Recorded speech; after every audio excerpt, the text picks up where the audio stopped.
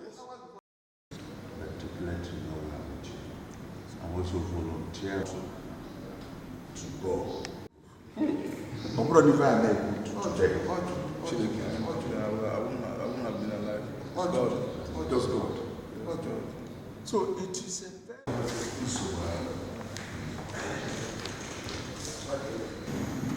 Ifeanyi is a brother, is a political associate.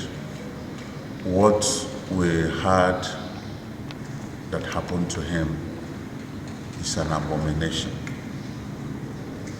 We do not live in Anambra State with such act.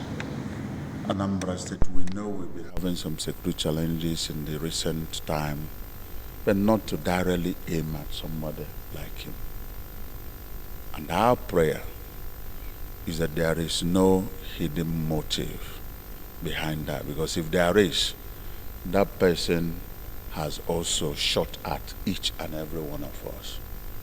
We must come together collectively as a group of people with common interests that love our people to fight this act, and then to get to the root of the matter and ensure that all those who are involved are not in any way allowed to go free.